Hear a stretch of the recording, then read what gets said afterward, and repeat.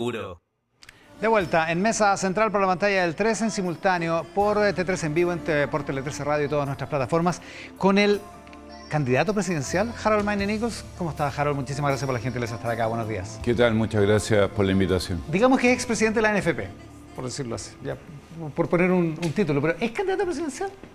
Todavía no, pero nos habíamos puesto con un grupo de gente que trabaja conmigo un plazo fines de marzo, pensando que no se iba a filtrar la noticia y así poder recorrer todo el país, pero los periodistas fueron más rápidos y la cosa surgió y ahora estamos analizándolo muy en detalle, pero antes de recorrer las 16 regiones del país me parecería un poquito apresurado decirlo, pero de que hay interés, sí que hay interés. ¿Y recorre para promover la recolección de firmas, para tomar la temperatura? ¿Cuál es la idea?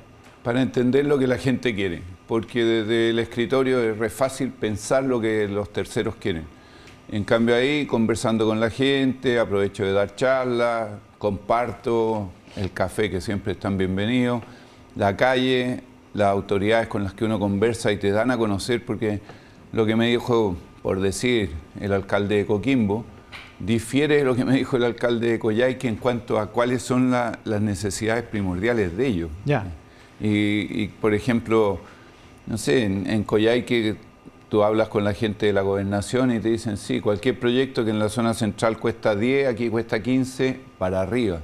Y esas son realidades que uno tiene que sentir con las autoridades, porque después son los que va a tener que trabajar con ellos para sacar adelante el país. Entonces, ¿en qué términos está la candidatura? ¿Está en estudio, en veremos?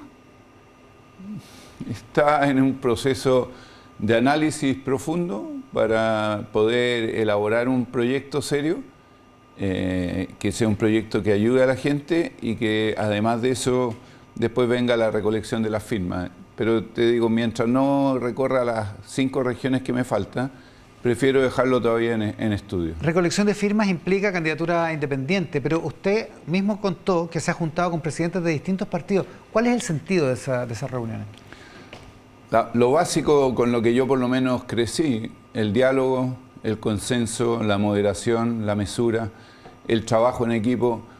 El país no es de un partido, no le pertenece a un grupo político porque estén gobernando. El país es de todos y hay que gobernar para todos. Y ahí creo que de repente ha faltado, en los últimos años, lo que uno ve, ha faltado conversación, ha faltado diálogo y evidentemente ha faltado mesura y cordura a la hora de tomar las grandes decisiones. Ya, no es como, a lo mejor nosotros lo entendimos mal, pero como que estaba vitrineando, no es que esté vitrineando.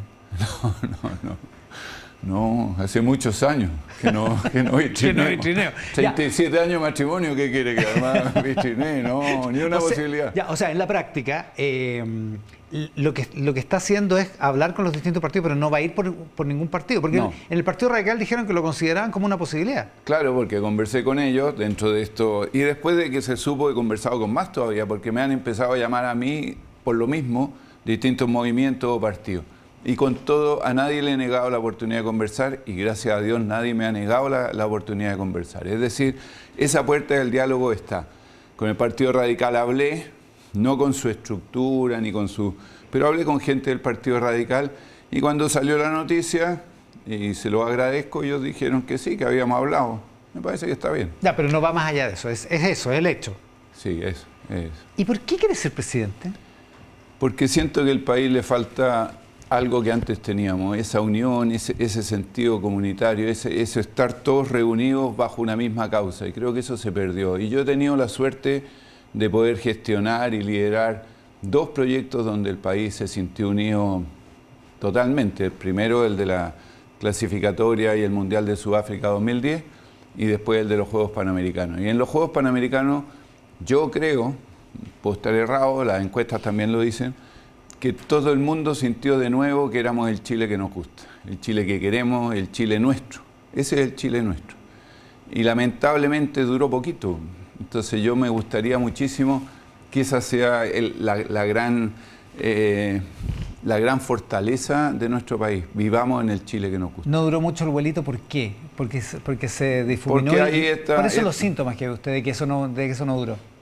Hay esta falta de de diálogo, como lo decía antes, que eso nos lleva a algunas declaraciones destempladas y desmesuradas y la pérdida de cordura. ¿Por qué? Porque queremos llevar agua a nuestro molino y no al gran molino que es el de todo el país. Eso es algo que queda en evidencia cada vez que los distintos actores de la política hacen declaraciones en vez de fortalecer ese sentimiento de unidad nacional, lo restamos de alguna manera. ¿Usted clasificaría en ese casillero, el de las declaraciones destempladas, las críticas que se han hecho por los sueldos de la Organización de los Panamericanos, por las rendiciones de gastos de los Panamericanos?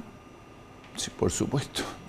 O sea, aquel que no entiende que un proyecto de esta magnitud, como fueron los Juegos, no necesita una rendición, creen que se apagó la antorcha o el pebetero, cerramos la cortina al otro día, no está inmerso e involucrado en lo que son las políticas del Estado. Una vez que uno hace, tiene que rendir. Y la gente rinde porque le pagan, y le pagan de acuerdo al mercado. Entonces, pero cuando es para uno, está perfecto, cuando es para el otro, está todo negado. Yo, cuando me invitaron a hacer los Juegos Panamericanos, me dijeron, después viene el legado, y parte fundamental del legado es las rendiciones.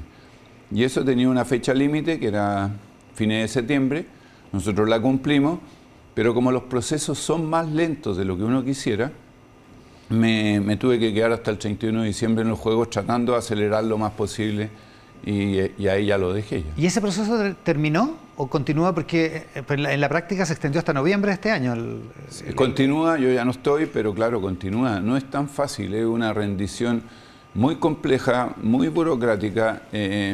Ahí es otra de las cosas que uno descubre. Esto uno hace el gasto, después de cumplir una serie de formalidades, rinde el gasto un año después, 2 años después. A mí me tocó rendir cosas del año 2021, yo entré en junio del 2023.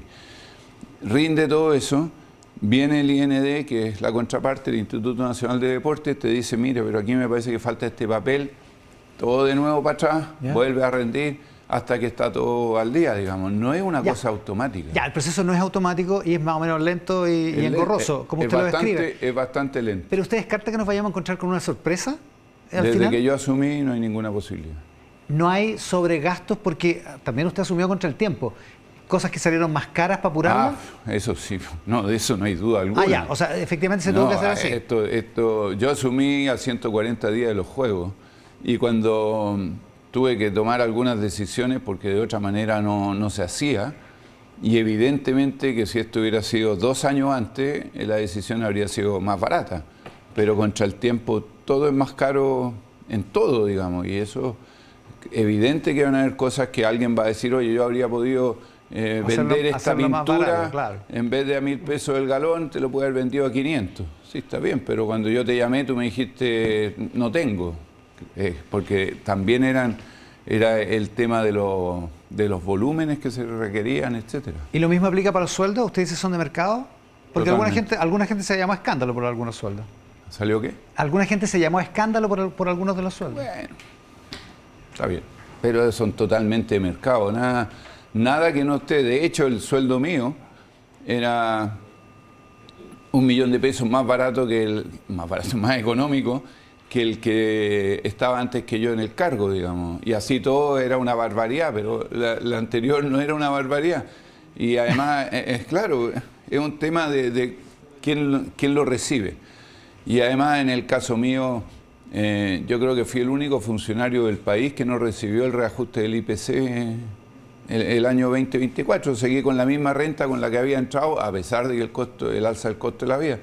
Yo creo que ahí, no sé, hay ese gusto de criticar todo de nuevo, de la falta de cordura, falta de mesura. Se suma la falta de información y se suma a eso que nos está haciendo tanto daño, que son las famosas fake news y esas noticias irrelevantes, pero que pasan a ser relevantes por todo el manejo de las redes. Claro, de ahí veníamos, por eso nos metimos en el tema de los Panamericanos. ¿Usted cree que en el país hay efectivamente un clima que no le gusta, es lo que estoy entendiendo? No en el país. Es que el país, al contrario, el país quiere el clima que vivimos en los Juegos, la gente, pero hay grupos que es la política profesional, por decirlo así. Bueno, ese término lo usaste tú, pero sí, es algo, no todos tampoco, pero hay muchos que están más preocupados de sacar en cara al otro que de producir beneficios para la gente. Y eso en todos los sectores. Y a mí me parece que eso le hace daño a la convivencia nacional. Ahora, como candidato independiente, seguramente muchos electores le van a decir, oiga, ¿y usted qué?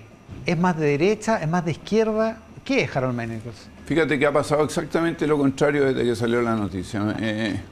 Ayer estaba en un matrimonio y se me acerca un muchacho joven, ahora tenía 28, 30 años, no más que eso, y me dice, si usted va como independiente, cuente conmigo. Ya, listo. Gracias, le digo yo, qué sé.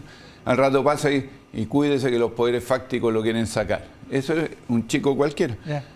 Cuando hoy día te estás identificando mucho con un sector, parece que la gente se está alejando en vez de acercarse. Entonces yo prefiero seguir independiente y que las buenas ideas de este lado, recojámoslas, no tenemos por qué maltratarlas porque vienen de este lado. Y si son de este otro lado también. Y juntos juntémoslas y dialoguemos con los dos para construirlas. Es lo que el país, o lo que yo me doy cuenta cuando camino, cuando recorro el país, lo que la gente quiere. Ya, pero esto seguramente se lo han preguntado.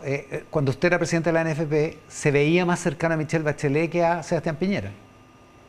Sí, me lo han preguntado porque la leyenda popular es algo que se cuenta, pero mira, ¿qué te puedo decir? Yo era la presidenta Bachelet la que estaba ahí, inauguramos los estadios y qué sé yo, pero ¿quién fue el que impulsó los estadios y dónde? Porque tenemos mala memoria. Fue el presidente Piñera en la sede de la NFP. Antes lo invitamos, dio toda una conversación, toda una charla a los periodistas, etcétera, y era la presidenta. Y yo invité al presidente Piñera a Wembley, a la inauguración de Wembley. Hay una foto famosa de él en la inauguración de Wembley con Lula. El que lo invitó fui yo. No, y así, y después, claro, él después pasó a ser accionista de Colo-Colo, ahí tuvimos algunos inconvenientes como accionista de Colo-Colo, no como presidente de Chile, porque yo creía en una cosa y él creía en otra distinta, pero yo no he tenido ningún problema. ¿Y cómo se refrenda esto?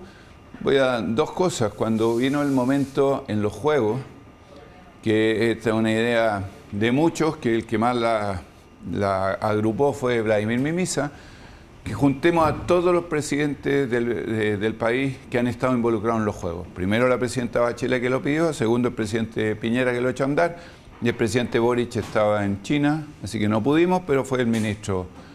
Y yo llamé al presidente Piñera y me dijo, por supuesto, y después en su funeral, su señora muy atenta me agradeció mucho lo que habíamos hecho por los Juegos Panamericanos y me decía que Sebastián estaba muy orgulloso de eso. Entonces ahí no hay que sacar leyenda. No hay que sacar conclusiones políticas de eso. No. De lo que se vio al menos, de lo que se construyó como leyenda. Es imposible que uno maneje las circunstancias para pasar neutro toda la vida. Era la presidenta Bachelet, hicimos grandes obras con ellas, como fueron los estadios, el Mundial Femenino. La selección nos fue muy bien, pero después el presidente Piñera también nunca tuve una mala relación con él. ¿Cuál es el deadline? ¿Cuál es la fecha tope para tomar una decisión? Yo diría que la última semana de marzo o la primera semana de abril. Ahí vamos a tener novedades. Y si es candidato, le va a pedir a Bielsa que parte en la campaña, ¿no? No creo. No es mala idea. No creo porque hay una razón lógica. No me gustaría que la gente confunda las cosas. Marcelo es una persona sumamente querida en Chile. Yo creo que es uno de los más queridos en el país. Y si él opta por una tendencia, porque se lo pedí yo y la gente eso le provoca rechazo, se va a deteriorar nuestra relación. Ahora si él opta por apoyar y ese es otro problema. Pero si lo hace él voluntariamente. Que yo se lo pida no creo, porque no me gustaría que esa relación que tiene con el pueblo chileno se vea deteriorada por culpa mía. Harold, muchísimas gracias por la gente. Gracias a ustedes, gracias por la invitación. Con Harold Mayne Nichols, y esta idea de una candidatura presidencial que tiene fecha límite para tomar una decisión a fines de marzo o principios de abril. Hacemos una pausa en esta edición de Mesa Central.